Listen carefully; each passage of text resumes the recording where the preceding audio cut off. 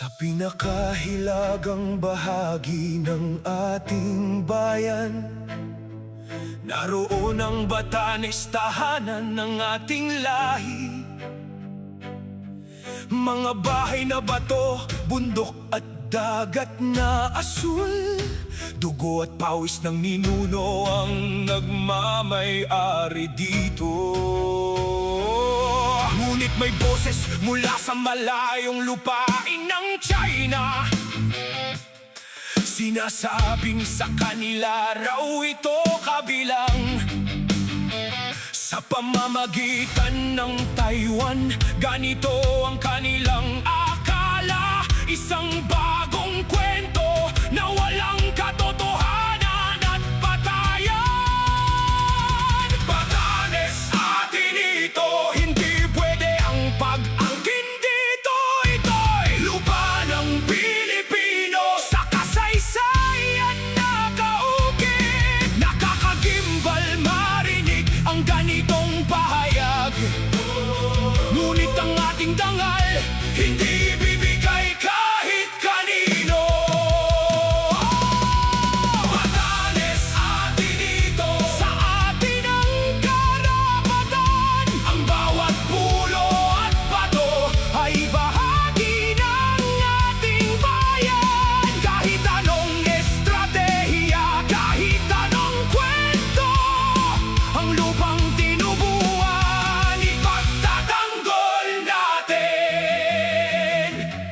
Sinasabi nilang bagong pananaw sa batas, ngunit ito ay pilit na pag-aangkin ng kapangyarihan ng sila'y tayo nagbabala. May panganib na dumarating upang baguhin ang katotohanan sa lupain ito. Ang mga tao roon, pusong Pilipino ang bitbit. Wala silang ibang bayan kundi ang Pilipinas. Ang hangganan ay malinaw, ang batas ay may katotohanan. Ang teritoryo ay atin at mananatiling atin. Ang lupa ay hindi bagay na pwedeng ilipat. Ang bayan ay hindi laro ng kapangyarihan. Ang katotohanan ay laging mananaig at ang Batanes ay mananatiling Pilipinas.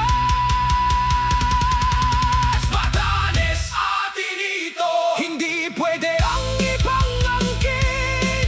Lupa ng Pilipino, sa kasaysayan nakaukit. Nakakagimbal marinig ang ganitong pahayag, ngunit ang ating dangal hindi ibibigay kahit kanino. Batanes, atin ito, sa atin ang karapatan. Ang bawat pulo at bato ay bahagi ng ating bayan. Kahit anong estratehiya, kahit anong kwento, ang lupang tinubuan, ipagtatanggol natin. Batanes, Pilipinas, ating ka magpakailanman. Ang katotohanan ay mananaig.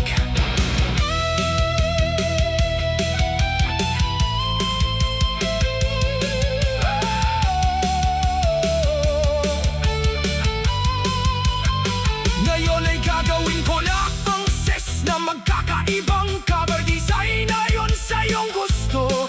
Siguradong magkakaroon nito ng iba't ibang anyo. Minsan nakatuon sa mapa, minsan sa ganda ng Batanes, minsan ay paghahambing ng teritoryo.